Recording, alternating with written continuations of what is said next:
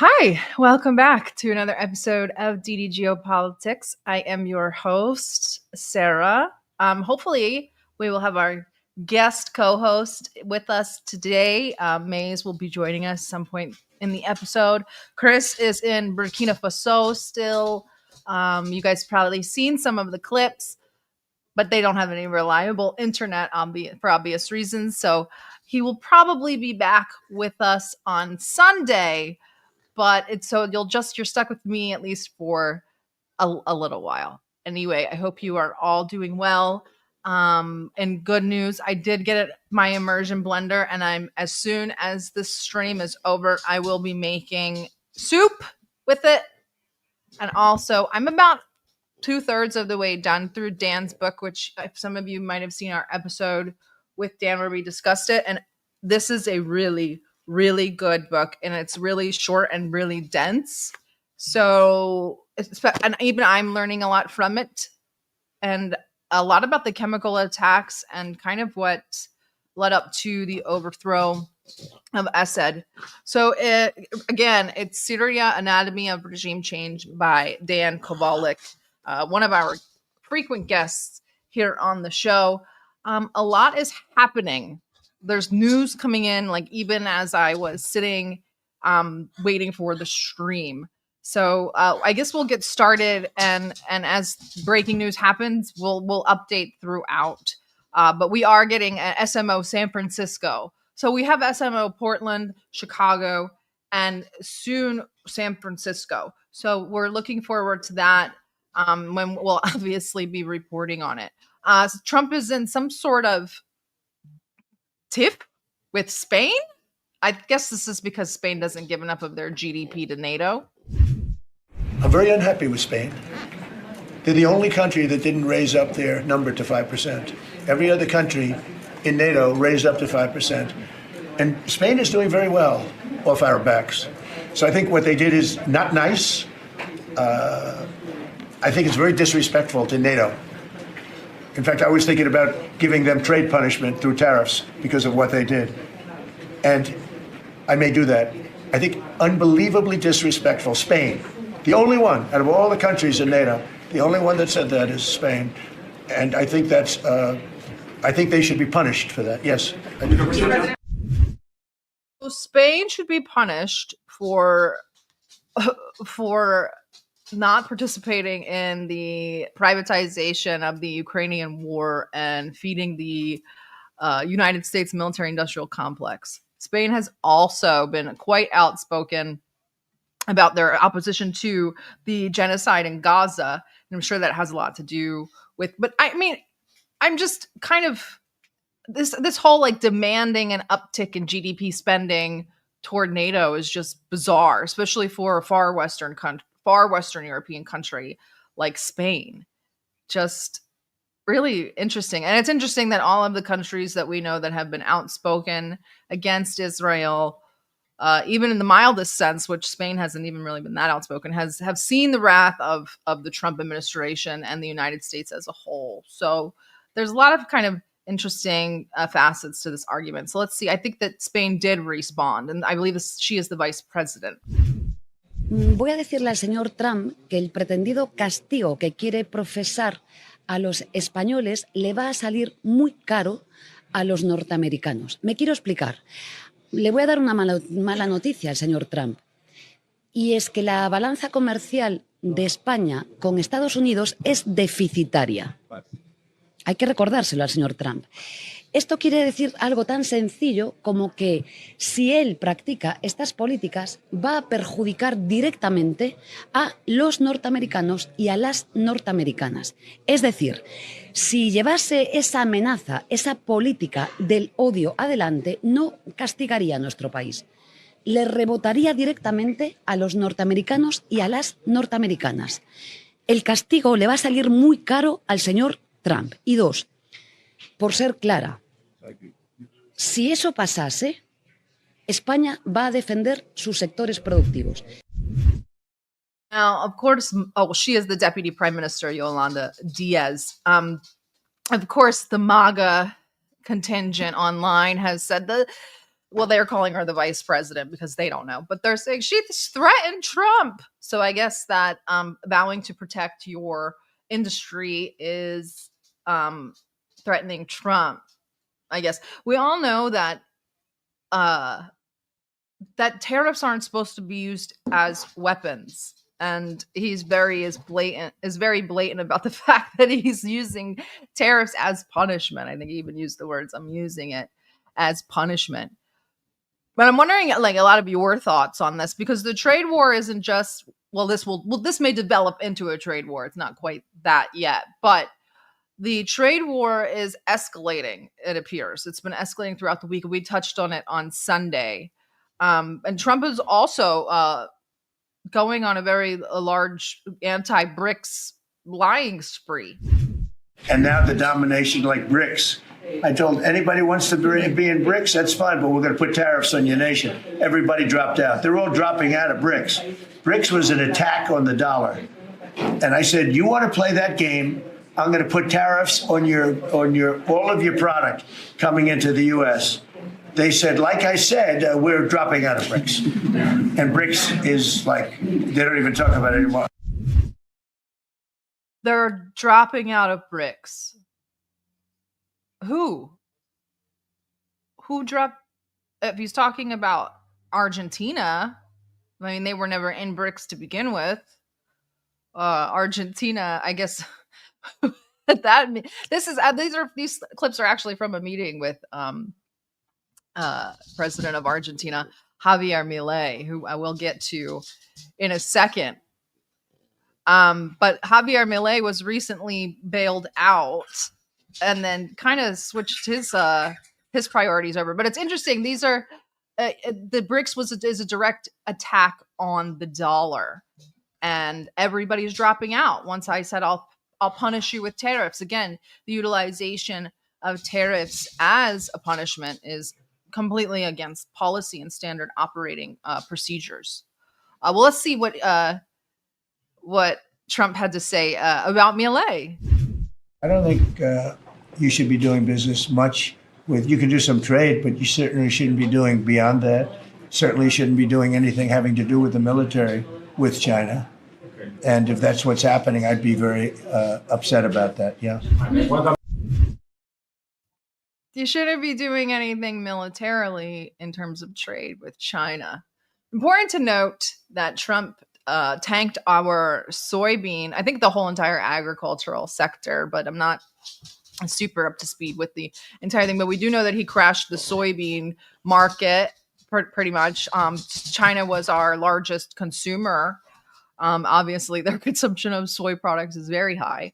And after being bailed out by Trump, Milei then switched his soybean contracts over to China, started selling them his soybeans. So really interesting kind of backstabbing going on from his pet project. But even at this meeting, he threatened that if Milei doesn't win the next election, there will be no aid or any help going to Argentina at all. But it's interesting. All of the focus has switched to China, even in Europe. So this is Mark Rutte.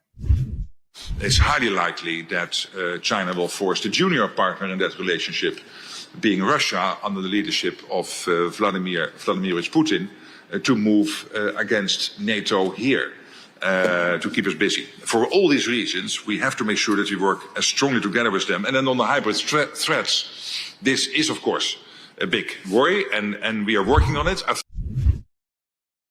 China, who is one of the EU's largest trade partners, is going to push Russia to attack the EU. Make it make sense. Why would China, especially Western European or Eastern European countries, why would China want Russia to push into the EU or even into Europe at all? It make it make sense. Oh, just in this is funny. Trump has said that India has promised not to buy oil from Russia. I can't wait to hear Modi's response to this. I really Oh dear. A promise. Oh, a promise and a song. But what else is going on with China? We know from over the weekend that Trump threatened, I think it was 100% tariffs on top of whatever's on China right now, which crashed the crypto market. We talked about the huge, basically, not rug pulls, but a lot of people came in and just made a killing off of this. Hundreds of millions of dollars in wealth was generated for mystery wallets. And the actual market didn't crashed quite a bit as well. And over the weekend, Trump also kind of backed off of that. He said, we don't want to hurt China. We're here to help, but we'll see. Are they here to hurt China, or are they here to help? Shut down when we can't get 7 more Democratic senators across the line, but 85 U.S. senators are willing to give President Trump the authority to put up to 500% tariffs on China for the purchase of Russian oil. Or in draft, so this is quite real. But our expectation is that they won't implement this, and that we'll be able to be back to where we were a week ago, where we had the tariff levels we've agreed to, and we have the flow of rare earth magnets we agreed to. Threatening with 500% tariffs is first. I believe Trump also did a Truth Social about this. Yeah, the soybeans. So we're threatening with 500% tariffs on top of what's already there, which I don't know if the 100% went through it. And this is because they won't send magnets. So this is a threat. Again, we're using tariffs as a lever or as a crowbar to get China to kind of act in our best interest and give our military magnets. This is after we're kind of subtly admitted that China has surpassed us militarily. And China has the magnets that our military so desperately needs in order just to function. And so we're going to threaten them with 500% tariffs and then try to say, we're here to help you. Just send us the magnets that we need. It's all pretty hysterical. And how would you think that China would respond? Victor Gao, one of my favorites. Here he is. Yeah, and China will lose the US market, which, as I've said, is 15%. We don't care. We don't care. China has been here for 5,000 years, most of the time. Yeah, and China will lose the US market, which, as I've said, is 15%. We don't care. We don't care. China has been here for 5,000 years. Most of the time, there was no United States, and we survived. And if the United States wants to bully China, we will deal with the situation without the United States. And we expect to survive for another 5,000 years. You have to love that. We don't care. We don't care. China has been here for 5,000 years. And if the United States wants to bully us, then we'll go another 5,000 without the United States. We talk about this frequently on the show, about civilizational states. And even some of the more nationalistic states that may not be considered civilizational. But, civilizational states include states such as Russia, China, Iran, India, some considered Turkey. A lot of Iraq would be another. I would almost throw in Venezuela. But these civilizational states, they don't have the same outlook. They don't have the same lens. They can't even... The United States can't comprehend what it's like to be in a 5,000-year-old country. It's a 250-year-old country. So for a 5,000-year-old country, especially one like as pragmatic as China, is going to say, you're literally a blip on our radar. You're a grain of sand on our beach of history. You've only been here for not even a tenth of the time we've been here. Just it's crazy. It just to think that you can bully these states around and they will kowtow. We're talking about a country in China that went through a century of humiliation. Not that they would go through it again or that they want to, but that they understand sacrifice for the nation. sucks. I don't want to like make it sound like it was pretty, but Americans don't understand that. Chinese understand fighting, having war inside of your borders and fighting for your own country and for your nation. China even knows how to do it with soft power, all of the sort of soft power wars they've been under in their existence. So you're not going to get states like that. And that's why I'm curious about this India breaking news about India promising to stop buying oil. They're making a great amount of money off of buying oil from Russia and reselling it, which full support, you should. And they are going to promise to stop selling it just like that. It's just, again, and now let's get to the other thing that felt like a facade or a show. This production that went on in Israel. So first things first, let's start. I guess we'll start with the funnier things because it just gets more and more depressing as we go on. Well, actually, let's start with the worst thing. I think this might be the most depressing part of the whole thing. Let's see. I'm going to give you all 2 minutes of it, so brace yourselves. There was a lot of pressure put on these presidents. It was put on me too, but I didn't yield to the pressure. But every president for decades said, we're going to do it. The difference is I kept my promise and officially recognized the capital of Israel and moved the American embassy to Jerusalem.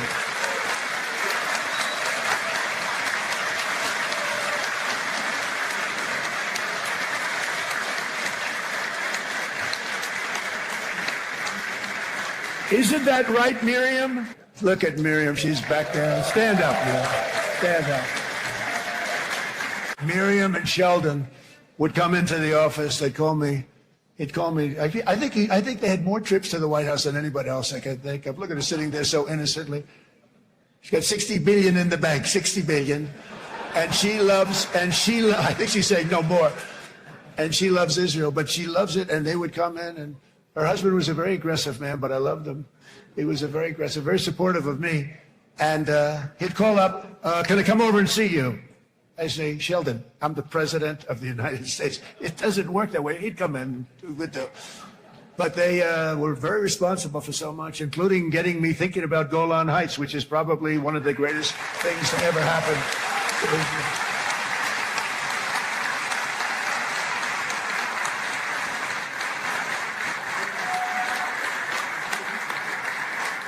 Miriam, stand up, please. She really is. I mean, she loves this country.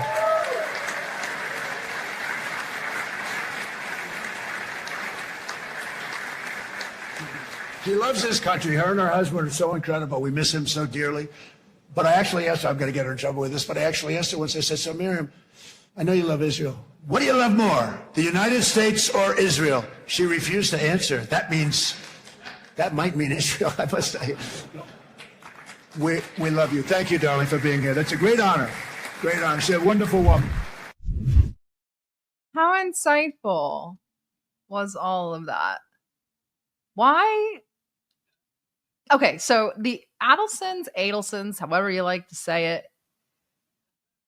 they pretty much run the states of Texas and Nevada.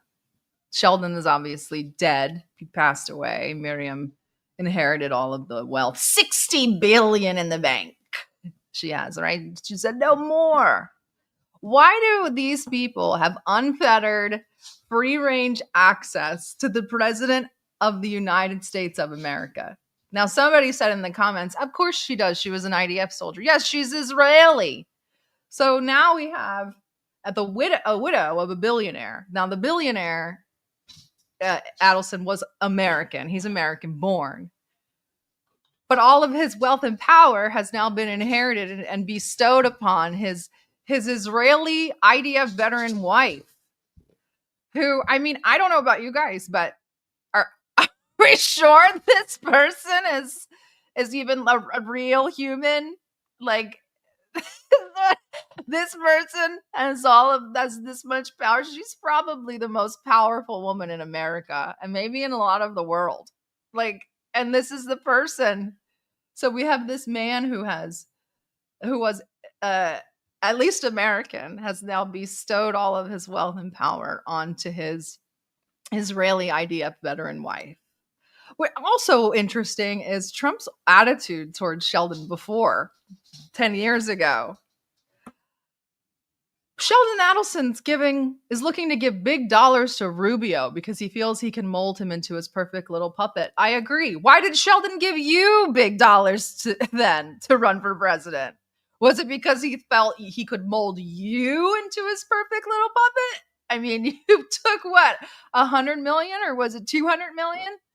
Something along those lines, in that range. I mean, to these people, it's really nothing at all, just pocket change. They make it in a weekend after Trump rugs the market.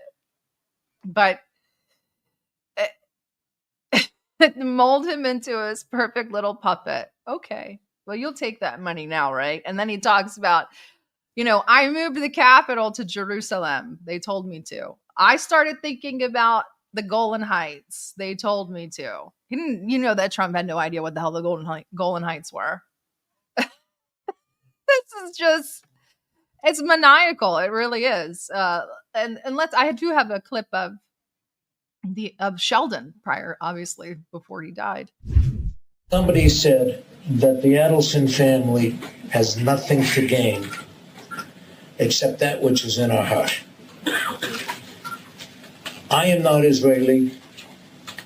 The uniform that I wore in the military, unfortunately, was not an Israeli uniform. It was an American uniform, although my wife was in the IDF, and one of my daughters was in the IDF, and my our two little boys, one of whom will be bar mitzvah tomorrow. Hopefully he'll come back. Thank you. Hopefully he'll come back. His hobby is shooting, and he'll come back and be a sniper for the IDF.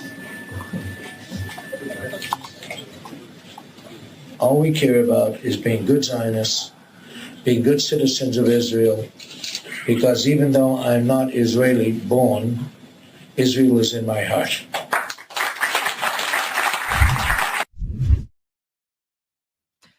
So, I mean, a lot to unpack there, right? Unfortunately, I wore the American uniform. Fortunately, I didn't get to fight for the IDF, but thankfully my wife did. And all of my kids that get to leech off of the goodness of America, they go serve in the IDF. They don't serve America. And hopefully my son will get to come back and be a sniper in the IDF. This is someone who not only is American born and grew up in America, but by his own admission, served in the United States Armed Forces. I mean, people call me a traitor because I'm hard on America, or because I espouse some political views that might not be upholding of American exceptionalism and imperialism. And this man is sitting here telling us, me being one of the richest men in America, but where I made the majority of my money, the only thing that we are concerned about is being good Zionists and being good Israeli citizens. So if the American-born United States military veteran is that fervently Zionist, imagine what his wife is like. The IDF Israeli-born cat lady looking IDF veteran. Oh my God, she's here as I'm ranting about the Adelsons. It's a perfect time for her to come on stage. Please welcome Mace with her I Love New York. She's got her espresso. I've got mine. We are Cheers to that. Okay, you should have seen me running around in these heels like, oh my God. One of them days. I just finished playing the clip of Trump thanking Miriam Adelson while he was speaking in Israel. Yeah, and thanking her and saying, what's her favorite country? Is it Israel or is it the United States? He didn't answer. No, but what's worse is that he legit just told the world that, she's one of the biggest donors, and basically, and he did the Golan Heights for her. He ended up moving the embassy to Jerusalem. That's like admitting to doing things for a foreign country for money. I don't get it. I really don't get it. I don't get it. I don't get how he gets away with so much. I really don't. I'm not really understanding it either. Maybe you can give some more insights, as we actually just got started on the Trump part. So you're not that late. You actually got to skip all the boring trade war stuff. I don't know if you're even into that. But you're the 100% on China. 500%. I did a whole analysis on that. It's so like, I mean, I don't know. I did kind of like a worst case scenario. The best case scenario was terrible. I mean, like the best case scenario is terrible. Like there's really no good that's coming from it, because it's not like what tariffs would normally do. It's not going to be protecting that. It's not like the sectors are not going to be protected. Like it's legit just bonkers. He had an ego attack, I guess, and now we have to pay for it. I mean, I don't really know. I mean, was there an update? Did they really go through with the?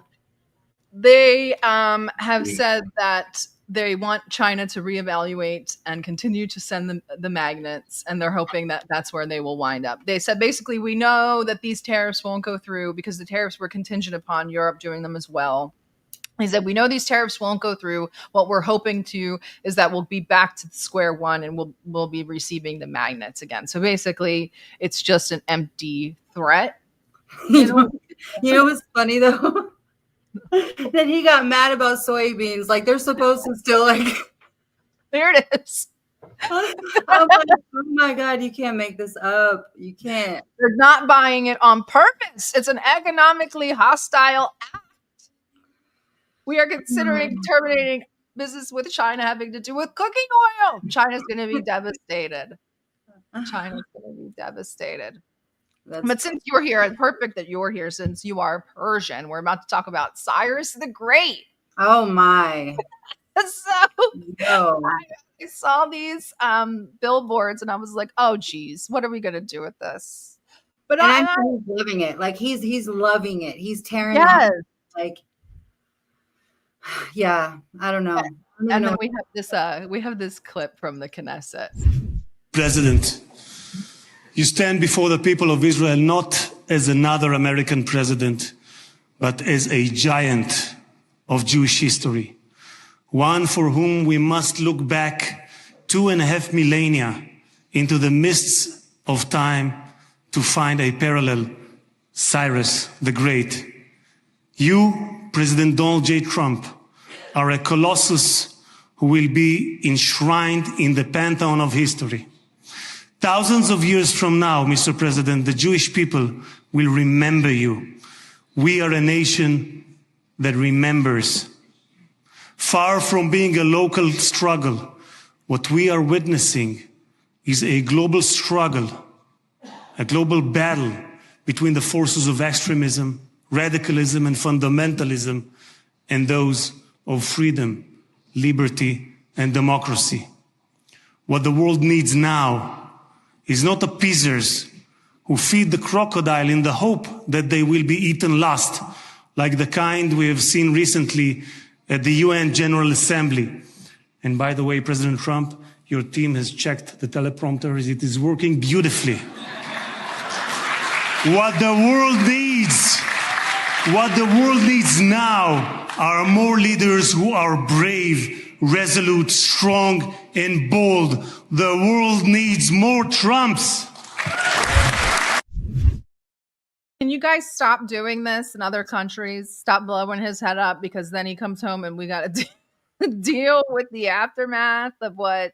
It's like everybody loves him except his own country. Like everybody here is pissed off, right? But he's going around and he's just absorbing that. You know, like the what was it? Oh my God, I just thought about it. Whenever the Time magazine, was it Time magazine? We're gonna get to that. Okay. Hold your horses, girl. We gotta build up a little bit. But I just love this clip. Because first of all, if you guys know, Cyrus the Great is like big hero to the Jews. He's in the book of Isaiah. I think he's hailed as some sort of Messiah almost, because he allowed the Jews to return to from exile, and they built the temple. So there's only one temple left to build. They call him Third Temple Trump for a reason. I mean, we'll see. I guess we'll see what happens. We've also got some other announcements about them going back into Gaza, but we'll get to that as well. So, and we know how fervent and kind of zealous Israelis can be. So we put this idea of the Trump's the Great, Cyrus the Great in their heads. So this is probably a recipe for disaster. Let's get to the other sacrificial lamb, Trump's daughter. Let me also give a very special thanks to someone who truly loves Israel. In fact, loves it so much that my daughter converted. I didn't know this was going to happen. Ivanka's here. And Bibi, you do know this was not in the cards for me. You understand that. And she is so happy, and they are so happy. At least I think they're happy. If they're not, we have a big story, right? No, they have a great marriage, and they get along great. They're best friends. They have a very special relationship. But Jared has been so helpful. He really did something very special. He established the Abraham Accords with a group of very wonderful people. I like calling it the Avraham Accords, because people that Abraham, it's so cool. It's so much sort of nicer, you know, the Abraham versus the Avraham.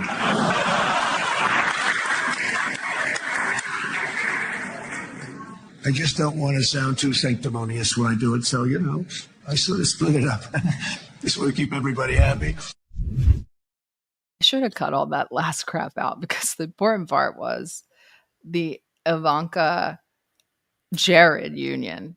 I thought that was interesting because, you know, we talk about, and I'm stealing a quote from Aaron. He's like, we talk about our country being a Christian country, and here's our president saying how happy he is that his daughter turned away from Christ and denounced.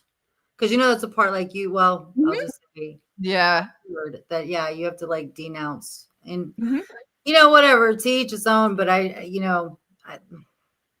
mean, it's just literally gone against everything that he stood for prior to. And you know what?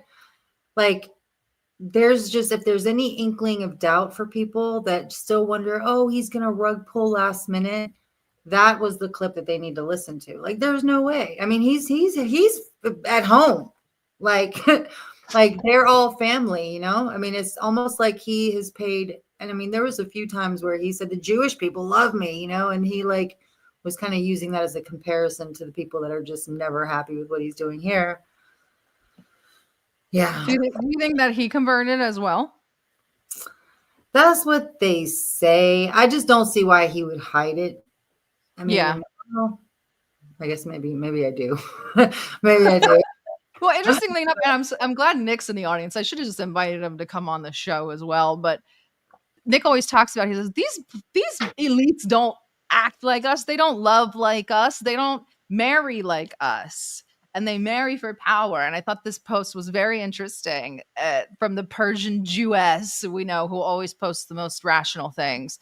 There will be entire history courses dedicated to studying the global impact of the Trump-Kushner union has had on the Middle East. Like a Disney movie. I know. I mean, you know, and I guess we'll get to the Gaza thing. You know, I think that there's just been so much that had to have been planned ahead of time. Like, if people don't understand how elaborate the tokenization plan is, this is like a long time coming. This is a huge pilot. Like, they presented this in such detail. Like, there's no way they just mustered that up, right? Like, this was in the works. I mean, but we'll get there. But I think that that's true. They do marry for money. And I don't know. I just, I feel like Jared was like a Mossad op, and he just like moved in. He's like, yeah, we know she's going to be the president's daughter. I don't know. I That's just don't know that they even really love each other like that. I feel like it's very arranged. The Kushners are an incredibly powerful family. They're more powerful than the Netanyahu's even. Like I think that it was just arranged from the start. And she's probably in love with the trainer or something, like very typical and cliche. the pool boy. So Netanyahu stayed, or I guess every time he visited, he used to stay with the Kushners. I didn't, that was a recent thing. He used to sleep in Jared Kushner's bed. Well, not with Jared Kushner, guys. Yeah. That's insinuating that, but he used to. Jared Kushner would get the boot, and Netanyahu would get his bedroom. They're all. And I think we were talking about this the other night in a space. I don't know if it was one with us. It's all a blur. But we were talking. I was like, it's like I don't know where our elites end and theirs begin. It's just a big conglomeration of American and Israeli elites, and they just kind of siphon off the American people collectively. Because Israelis live a decent life. They have free healthcare, free university, et cetera, et cetera. Sure, they have to serve in the IDF, but and they're kind of all just siphoning off the American people collectively. I think it's just an elites thing. Yeah, I mean, isn't that what Netanyahu's in trouble for? Like, just Oh, girl, but he has bronchitis, so he can't go to court tomorrow. It's canceled again. I'm going to hell. When I heard the news, I was just like, oh God, don't do it, Mace. Don't say it. At least they didn't start a war. I mean, it could have been worse. I'd rather him pretend to have a cough than start yet another war. But you know what, though, Sarah? Like, if there's a president that's going to do it, it's Trump. So I wouldn't be surprised. I mean, they might give us like a little bit of a break between like the treasonous, like on blast. But I think that Iran, if it's going to happen, it's going to have to happen into Trump. I don't see, JD Vance would probably, if JD Vance gets in, if that's the next plan, then potentially, which I hope to God it's not, Do you know how rich this mother effer got since he's been in office? Like, I don't even think you guys understand. He and his whole family, they literally have, like, if let's just say the wealth of the world was already, like, I don't know, like 70%, let's just say, of it in the 1%, it's at like 95 now, right? Like, I mean, it was billions and billions of dollars, but his son, what did Barron Trump, like 80? Was it billion? Million, I think. It was million. Like thankfully, it's just million.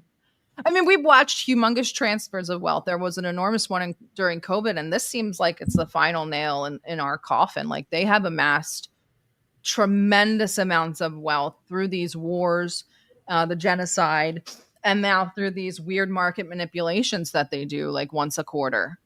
It's just insane. Yeah, I have a feeling that they're going to crash the economy into the carbon market. I mean, that's just, on my bingo card, but we'll see. Interesting. How do you think that'll be after the new year and the holidays? I mean, there's no way. There's like right now at this point, I think everyone should know that there's no way to save it. Like, I mean, what are they going to do? Like, it's impossible. Even when he was talking about, the Bitcoin reserves and all of that, what he did is privatized it. He just pretty much flipped it on his head. And he's like, you know what, we're going to pick and choose who's going to be able to like issue these stable coins. And then, it's going to have one for one. So they have like some sort of regulatory checks that they go through. But on top of that, it's pedal to the metal. Like what I see is basically the only thing that they can do is to crash it into the carbon market, because if you think about it, that's what's going to be able to sustain the amount of energy that AI needs, right? So they're going to be offsetting it with these carbon pipelines, the carbon capture pipelines. This was all in the big, beautiful bill. I was screaming it from the mountaintops. Like, they're about to put 95,000 miles of carbon capture pipelines and put all this carbon underground. And then they get to just say, okay, boom, for a ton, here's, a credit. And the credit's worth like $185. Mm-hmm. And then what happens is like in 2030, when the international level says, okay, we're going to have to reduce the amount of carbon again. So what does that do? It raises this, the demand for more of these. And so they're going to, essentially that's what's going to be, I think, driving. I mean, and I would love to know what other people think. I mean, this is just me totally speculating, but yeah, I would love to know what other people think. We'll get to more about our big business in a second, but first, we'll talk about Gaza. It seems I think that you were in the same boat as me. I was really trying to be as optimistic as possible, but it just felt like slapping a Band-Aid on a gunshot wound and kind of just saying like, I'm coming here for my medals and my ceremony, and then I'm going home, and then we'll figure everything else out later. But this is from while Trump was still in Israel. I thought this was very telling. And it's going to be that, and they are going to be great partners, and I hope everybody's going to join the Abraham Accord. I like to say the Avraham. I love Avraham, but somehow it doesn't sound as good when I say it as it does when some of my other friends say it who are from the region. But we're going to get a lot of people joining the Abraham Accords. We have the 4 great nations that did it early on, and they stayed with it. And then you had the Biden administration, which is the worst administration in the history of our country. And obviously, they did nothing on that and anything else. And so it stayed at 4. And now a lot of people, even today, they're talking about all joining up. So many people have talked to me about that. And it's going to be a great tribute to really the United States. I mean, the United States has worked very hard in the Middle East. So it would be a tribute to us and to Jared and to Steve and to all of the people, Marco, all of the people that have worked so hard on that.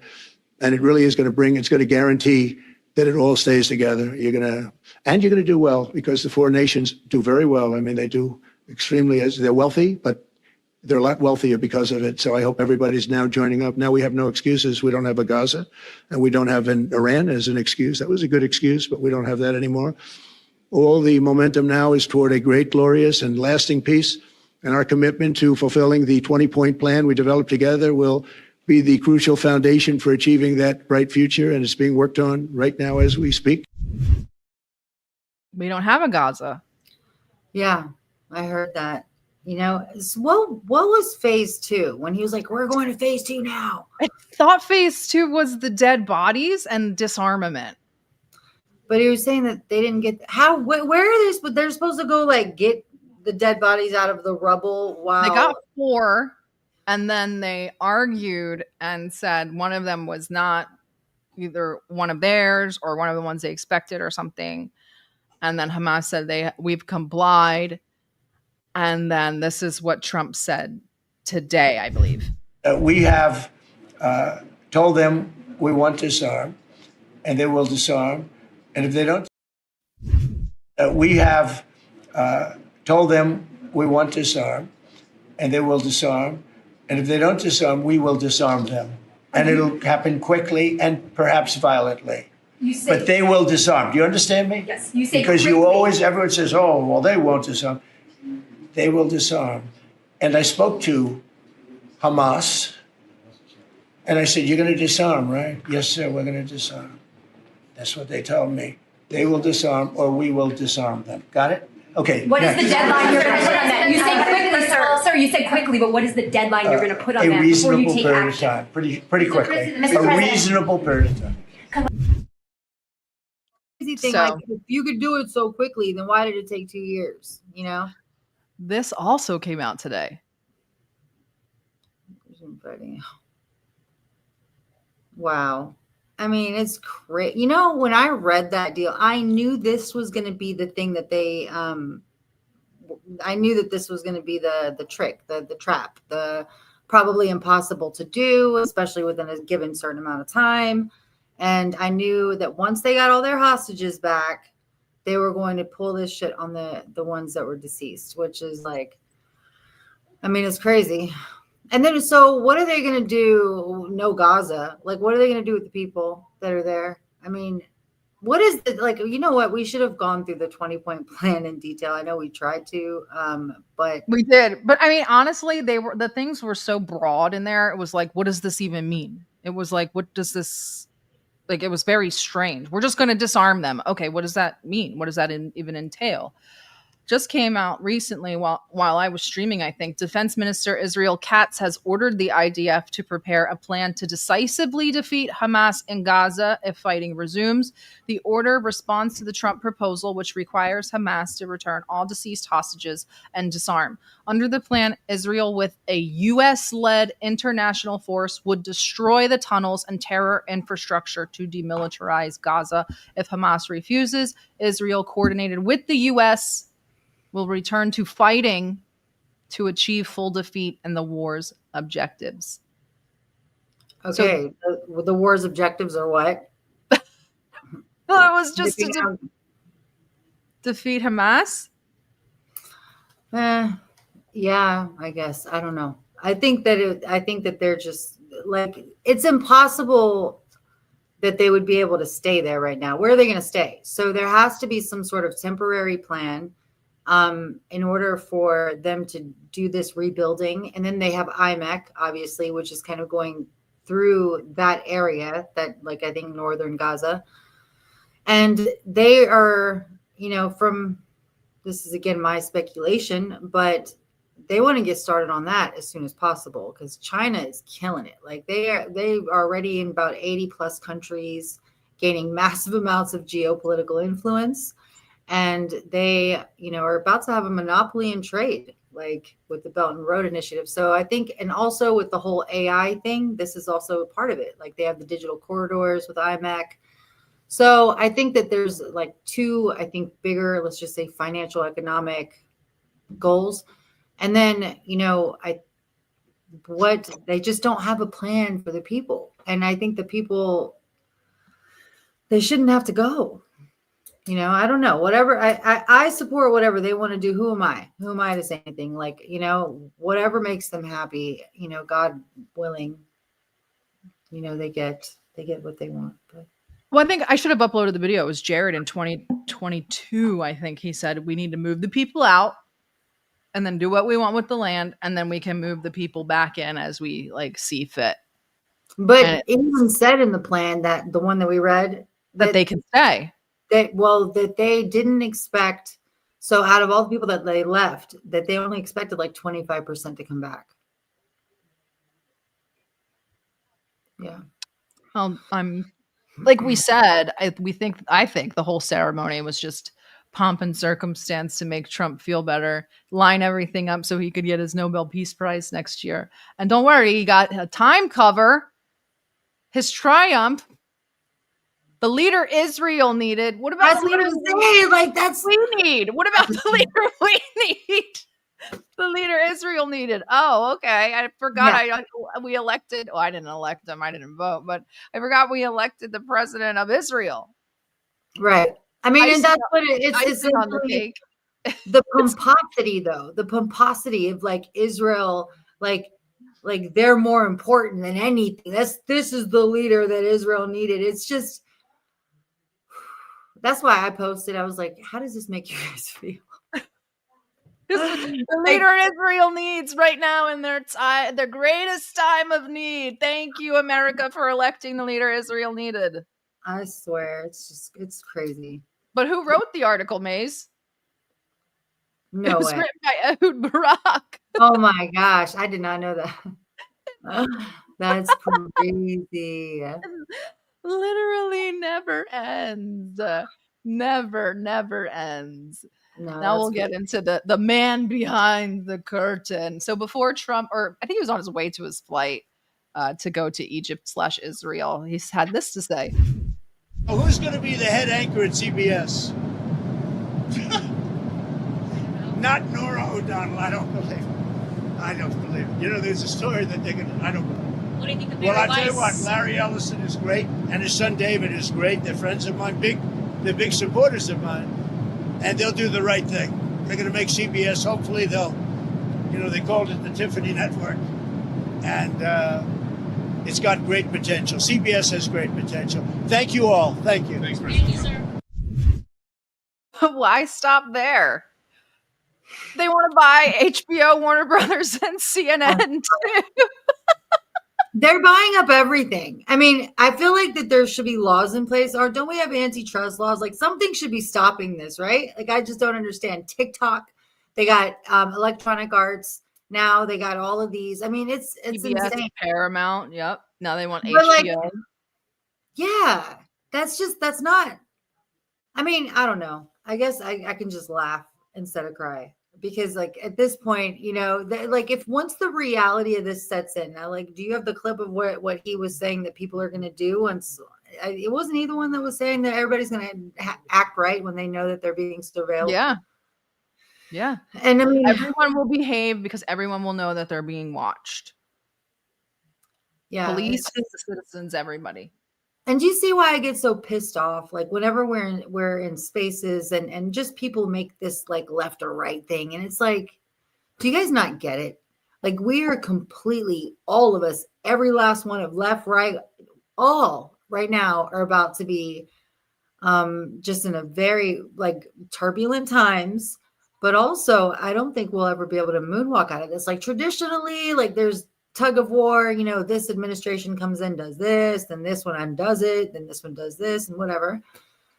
What's happening in the Trump administration, I hope you guys know, it's not going anywhere. Like Palantir, right? The extent to which these contracts are, this is the second $800 million contract, by the way. But like what I've been working on as of late, we haven't even really got into this yet. And maybe we could have a show on it, but like the end game is much deeper and crazier than I can even imagine. And we'll get into that. It's beyond the whole surveillance state. And I think that the people that he has around him is very telling, right? And so in essence, it's like beyond, okay, so we've all heard of the Internet of Things. We've heard of the Internet of Bodies. Well, there's an Internet of Souls. And I know that that's like, whoa, like, is that possible? Well, no, I don't think they have jurisdiction over my soul.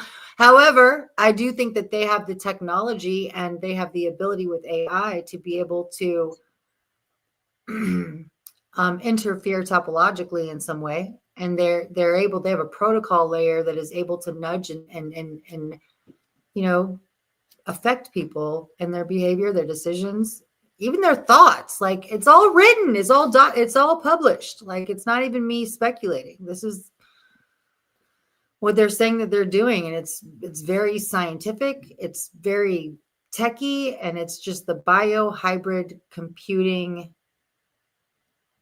Yeah.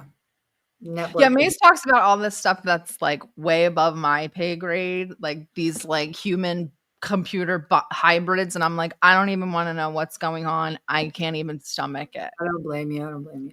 It's crazy. It's definitely, and just the thing is that like, so he comes into office, he's essentially made his entire, and I know people, whoever Trump's, they're probably hating me right now, but like, truth is that he has done everything that any truth seeker that is real, you have no choice but to have like completely let like that's it. I mean, Bill Gates, Palantir, him and his whole family are rich, servitude to Israel, completely effed up the trade wars. Our economy is about to tank. He's going to crash the dollar on purpose. He's creating the biggest like AI, infrastructure here. Carbon pipelines, bro. Carbon pipelines. But I thought we were pulling out of the Paris Accord. Like, I don't know. Anyway, sorry. Did you get to? No, you're good. I want you to rant. Go. Yeah. The viewers love it. They're like, Mace knows her stuff. But yeah, they're like, whoa. And now I lost my own train of thought because I'm like rooting you on. Yeah, I totally lost it. You were talking about the carbon pipelines and then what did you think? Did you get to read Peter Thiel? I talked about it on our last episode. I talked about the leaked quotes from Peter Thiel's Antichrist seminar, and he said that the Antichrist is not he said in the past the Antichrist would be a Dr. Strangelove type, right? Like someone who's like industrializing and wants to like bring forth new technology. But now in these days, the Antichrist is someone who wants to stem the tide of AI and technology. So he named Greta. He said someone like Greta. would be the Antichrist. So anybody who questions sort of his conquest is the Antichrist. Anybody kind of being kind of uneasy about this AI takeover is an Antichrist figure. Yeah, he kind of spun it as if like those that are, scared of it, like they're the ones that are going to like bring it into fruition type of thing, which is like ridiculous to me because, ultimately that was a very strategic move. Now, with all of this spiritual war that's going on, like, why would you just decide to have this of all people, Really, like, yeah. Right? I mean, it was very strategic. And I think that, there was I don't know. I just don't find that. I don't think that he just sits around writing like lectures, like I'm going to do a 4-day lecture on, like my bibliography. What do they call it? Autobiography, right? Like he legit just decided he wanted to talk about it on a show and then have a 4-day seminar on it, which what could you talk about for 4 days? Like that's a lot, right? But in essence, though, if you think about it, if there is this idea that it's going to be sentient and it is, like it's just, there's something to that. It's kind of poking at people's fears. And I feel like that was an intentional move, But yeah, I don't know. Palantir in itself is like, it is the beast. Okay. If you want to talk about like Mark of the Beast and whatnot, like I'm not into all the like whatever the spiritual, I will just say that I find it interesting that it is truly the beast. It's going to be what pulls everyone's data together. There's going to be an AI integration layer. Your digital IDs is going to tie everything to you. And without it, you won't be able to do anything. Like, I think eventually that's going to be the end game, right? Do you know that in Brazil, the kids, and I watched this with my son, he was watching, he likes to watch this one, this guy that cooks or whatever. And they like this one episode, they were going all over the place to try the school lunches. So they go to Brazil, like the kids have to have their IDs scanned and when they get their meal, right? And then so of course, after I saw that, I went and looked this up. They have like piloted all of the social impact stuff that I wrote an article on this right around the time with the Big Beautiful Bill. Social impact is like where you kind of remove the like public assistance and now it's kind of creating an investment opportunity where, things like housing and food and whatever would now be an investment for an improvement path. And so this is something that I see taking shape here. And May's called it. Okay. May's called it in July. Because they're pulling out the public assistance. They're creating like these social impact bonds have been around forever. Human capital bonds. Have you heard of that? No. Oh, girl, we got to do a space on this. And so they've been around, but in America, they just didn't really have the demand. Right. So now kind of pulling it away, thinking about all the people who are going to have to struggle. Of course, they're going to start the washing machine that is super loud. I hope you guys can hear that. Can you guys hear that? A little bit. It's not a big deal. So anyway, they are creating just basically the demand for these things to come up because, with automation, they're going to need a way to make poverty profitable. What do we say to the people? I see this a lot, and it's been happening to me a lot. And people come to me and they say, "They've been watching us this whole time. Why does it matter now? What do you care? They know everything already. Like, why does this even matter? Why are you even alarmed about something like Palantir or Oracle?" Hold on, I'm gonna tell my brother to turn that off.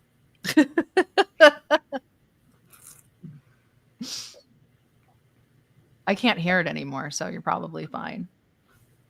Yeah, it's probably filling up with water. Like, anyway, whatever. And the crazy thing is that like it's right there, and then my son and his friend like broke the door off, so I can't even like shut the door like to make it quiet. It was just all, yeah. So, but what? Jesus Christ. Hold on. I'm sorry. Give me a second. I should probably mute the mic. Well, what I was going to ask is what we say to people who, because it happens to me constantly. They say it all the time. What are you worried about Oracle and Palantir having your data? Like all of your data they already have all of it. And I don't know. Maybe there's something to that. Okay, good. She's back. But we'll see. So first of all, it's not a matter of having the data. Right now, the data exists in its own little silos. So within this agency, top down, this agency, top down. When you're creating a layer that is bringing all this data together, it then goes from analytical to predictive, right? And eventually, at some point, going back to what I was saying about the biohybrid computing system, is that it'll become prescriptive. This is the huge leap because, like, let's just say they know all of my information as it pertains to, oh, by the way, they're creating a huge mega API for IRS. Like, remember we were supposed to get rid of IRS, but no. Yeah. No, they got rid of half the workers. Yeah, because they made it much more efficient and effective now that they have created a mega API so that they're all connected. But so, like, let's just say, whatever information about me is in one place. Now, if you take that information and then you find out, like, when you got banking and you have like healthcare, you have all of your tax information, any type of government, I guess, records that you have. This is a massive difference. It's like pulling it together, and it's because it's so much data that it's able to draw so many patterns and say that it's high probability that Sarah would be doing this. And do you know that the whole reason that they were bringing Palantir on board, this is a while back, matter of fact, Whitney Webb recorded a report on this, was for them to be able to prevent school shootings. So, there is this ability. They've already implemented this in Chicago. I think there's a few cities that they've already kind of done the pilot of the predictive policing. But this is a, surveillance state against the people. And, when he's saying that they want to compete with China, he's not lying, but he's not competing with China on AI. He's competing with China on surveillance state. Like, the amount of data that China has is massive. I mean, they have, because of their population, and then they've been doing this for a long time. So this does put them ahead. But the way that he was spinning it is like, we have to do this because of national security risk. Like, they're going to be ahead of us. But it's like, bro, you're supposed to be cleaning out some swamp somewhere, right? Like, aren't you really draining that? Like, what are you doing? Like, you just decide that you're just going to put the surveillance state on us instead of like turning it on the government, making sure that we have every penny accounted for. That's what I was under the impression that was going to happen. I was always told to be terrified of what was going on in China and to avoid it at all costs. This was that, but it's much okay. So for your listeners, guys, when you aggregate data, the danger of it is exponential. It's so much more different than when they sit in their own silos. Like right now, it is giving, they're beginning to kind of link everything and everyone that's even linked. Like right now, just knowing that let's just say they pull in data from Metaverse, and then they pull in data from X, whatever, knowing who my connections are here and who my connections are there. Like, all of this information means something. Like, they're able to extract so much information from it that it's ridiculous. Like, I just think that people should look into that. Just put it in Chat GPT if you want to. Like, just ask, like, what's the difference between siloed data and aggregated data? And it'll break it down for you. Well, there you go. Maze, thank you. The people love you, Maze. On Twitter, off Twitter, on YouTube, in the live chats. We're gonna have to bring Maze on more often. Or if I could twist their arms, we'll get the girls to all do a podcast together eventually. We'll see. It'll be so much fun. It will be so much fun. I'm so glad you came on today. Maze, where should people find you, and what do you want them to, your parting words, I guess? Well, thanks for having me. I hope that all of you who are observing what's going on in the world are not shy about speaking your mind. I think as more and more people are very vocal about it and are, not bullied into, being quiet, like just speak your mind. I really do think that at some point there's just the wall of Jericho is coming down. Like, I just feel like there's going to be something. So, just continue. And thanks for having me. This was so much fun. We're gonna do it again. When the schedules aren't crazy and when you're not running around, yeah, we'll have a good organized. Yeah, girl. Anyway. Look, I got my heels on. I was sitting there like, oh my God, I'm running. Fine. You're totally fine. We've dealt with disasters. We always, it's nothing. You're totally fine. I'm so glad you came. Now I know I can make you come again and again. So there we go. You'll be on over and over again. Well, thank you guys. We will see you on Sunday. Hopefully Chris will be back. And if not, then I'll twist Maze's arm to come back again. And if not, find us in the spaces. Thank you guys. And you guys have a good day. Don't forget, buy Dan Kovalik's new book, Syria, Anatomy of Regime Change. Buy it, read it, live it, love it. We'll talk to you guys soon. Bye, guys.